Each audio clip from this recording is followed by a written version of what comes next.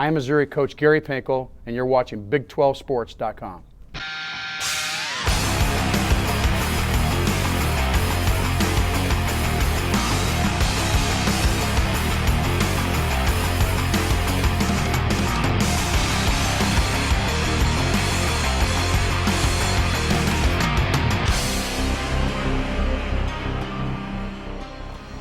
Welcome to this week's Big 12 Report. I'm Wendell Barnhouse, Big12Sports.com correspondent, alongside co-host Cassandra Novi. And Cassandra, some pretty big news about new membership in the Big 12. Yes, the Big 12 welcomed its first new school since it formed in 1994 when TCU officially accepted an invitation to join the conference. Here's Sean Dorey with a report from Fort Worth. 17 years after missing out on an invitation to the newly formed Big 12 Conference, TCU came full circle on Monday. TCU has traveled a long path, been to different places. Sir, I'd like to welcome you home to the Big 12 Conference. For 73 years, the Horned Frogs were members of the Southwest Conference, along with Texas, Texas Tech, and Baylor. Since the SWC closed its doors in 1996, TCU has jumped from the Western Athletic Conference to Conference USA and on to the Mountain West Conference. In a whirlwind that lasted only 5 days, TCU went from being left out of the Big 12 to being wanted. Today is living proof that dreams do come true because of your efforts.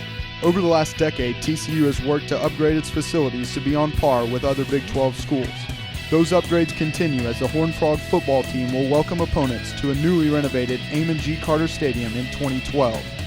It's not going to be easy. You know, everybody will have their pluses and minuses, but I do believe that we have an opportunity. I do believe if the Big 12 did not feel like we could be competitive in this league, then they wouldn't have asked us. And so for us, we need to move forward, and we need to back up their confidence in us being a viable player. The addition was made final on Monday as TCU's Board of Trustees met and unanimously approved the move to the Big 12. This is a big day in the history of Texas Christian University. I'm pleased to announce that today our Board of Trustees has accepted an invitation to join the Big 12 Athletic Conference. Thanks, Sean, for that report. There were a lot of happy folks from TCU and the Big 12 at that news conference. Wendell, how important is this for both the Big 12 and TCU? Well, Cass, it's a real positive move for both because the Big 12, after having to kind of have a 2-month wait-and-see situation, is able to move forward and add another school.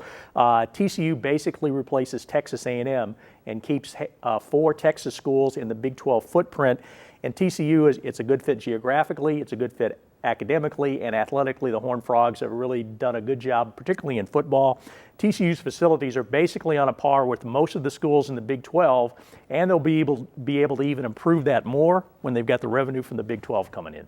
Sounds very positive. Now switching gears to football, we have another weekend of 5 conference games. Which games do you have on your radar? Well, Oklahoma State and Texas, the Cowboys go to Austin. They won in Texas last year for the first time since 1944, and they're going to try to repeat that this week. The Cowboys are really rolling on offense. They lead the nation in scoring. They're second in total offense. Quarterback Brandon Weeden pulled an RG3 last week and finished with more touchdown passes than incompletions as Oklahoma State easily defeated Kansas. Texas was also the victim of a blowout and will try to bounce back after a 55-17 loss to Oklahoma. The Longhorns committed 5 turnovers, with 3 being turned into touchdowns. Now, UT's secondary had difficulty stopping the Sooners' passing attack. Both of those areas are going to have to improve for Texas if the Longhorns are going to pull the first major upset of the season. Kansas State hits the road and goes to Texas Tech. The Wildcats are 5-0 for the first time since 2000. 4 of those 5 victories have come by a total of 15 points, so you can expect a close game in Lubbock. Kansas State leads the Big 12 in total defense, and it's second in rushing defense. The Wildcats are effective running the football with quarterback Colin Klein and running back John Huber. The ball control style is illustrated in Kansas State leading the Big 12 in time of possession. Now for Texas Tech, quarterback Seth Doege is proving more than capable of throwing the football. He's averaging 341 yards passing and has 17 touchdown passes. The Red Raiders running game is going to need to find a replacement for running back Eric Stevens, who's second in the Big 12 in rushing, but he's out for the season with a knee injury. Baylor goes to College Station to face Texas A&M in what could be the last battle of the Brazos as these 2 old Southwest Conference rivals hook up. Baylor bounced back from its first loss of the season with a solid victory over Iowa State. The Bears lead the Big 12 in rushing, and they pounded out 391 yards on the ground against the Cyclones. Now, Iowa State was geared up to stop Baylor's passing attack, and that made them vulnerable to the run. Texas A&M leads the Big 12 in rushing defense, but it's last in pass defense. Now, on defense, Baylor is going to need to shut down the Texas A&M running back duo of Cyrus Gray and Kristen Michael. They're combining to average 187 yards rushing between them. Now, the other two games on the Big 12 schedule this week, we've got Oklahoma, top ranked in the coaches poll, playing at Kansas, and Iowa State will be at Missouri as the Tigers celebrate the 100th homecoming in their history.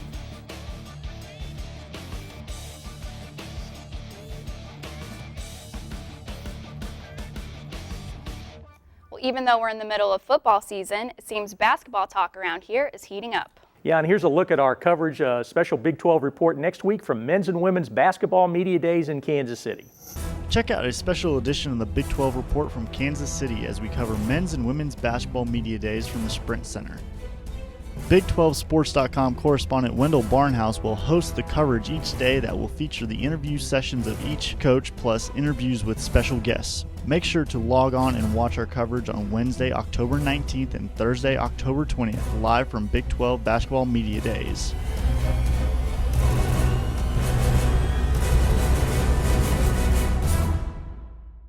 Thanks, William. Now let's take a look at this week's shout-outs.